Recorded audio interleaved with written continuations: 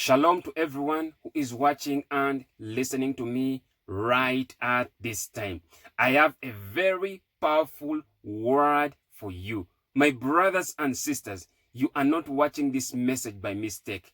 You have not clicked on this video by coincidence.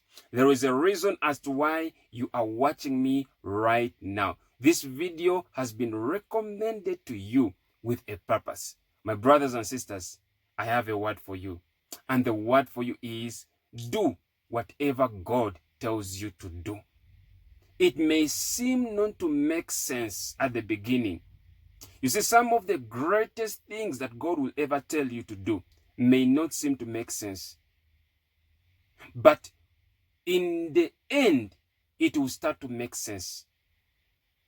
You see, we are supposed to move by faith. We are led by the Spirit of God. And remember, faith pleases God.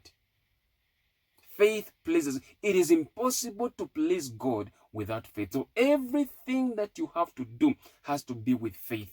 Don't question. When God tells you to do this, just do it. When God tells you to move and live, don't question and say, oh God, why is it me? Why am I the one going through this problem? Why at this time? Please do whatever God tells you to do, because it is for your own benefit. God is trying to prevent you from enemies. God is trying to give you that miracle that you have been praying for. Let me read to you a very powerful word, which is from the book of John, chapter 2, verse 1 to 12.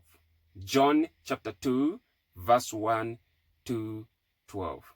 It reads, on the third day, there was a wedding in Cana of Galilee, and the mother of Jesus was there. Now both Jesus and his disciples were invited to the wedding.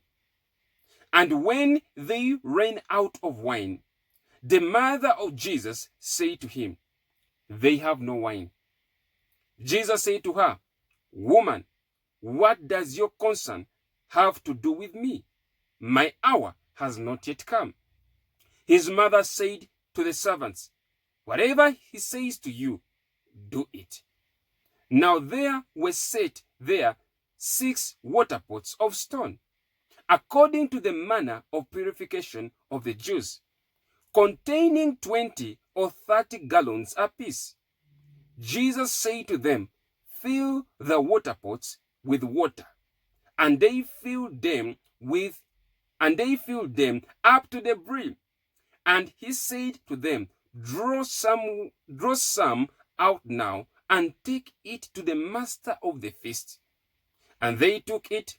And when the master of the feast had tasted the water that was made wine, and did not know where it came from, but the servants who had drawn the water knew, the master of the feast called the bridegroom.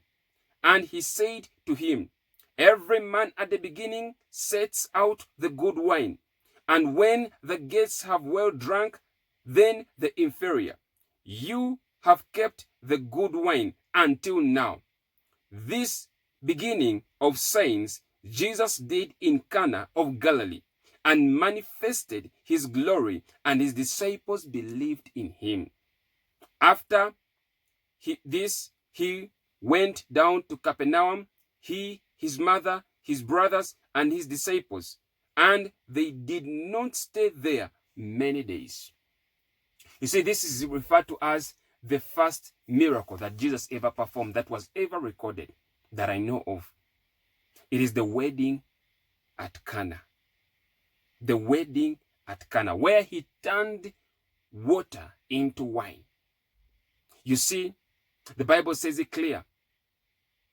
Both Jesus and his disciples were invited to the wedding.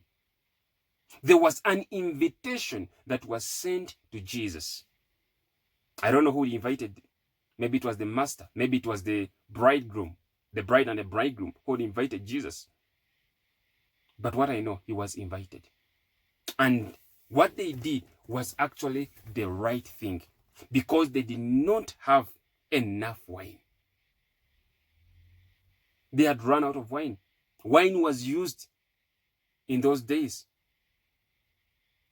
It was used for purification as a custom. Now the Bible says it clear. When the mother noticed that he had run out of wine, he told those that were at the wedding feast, he told them, do whatever he tells you to do. He says, whatever he says to you, do it. And they were able to do it. And they had wine. So what am I trying to say? That it may not make sense what God tells you to do. Some of you, the voice of God may sound as though it does not make sense. But if it's God who has told you to do it, do it. Because God has good plans for you. My brothers and sisters, I hope this word has blessed you. Until next time, shalom.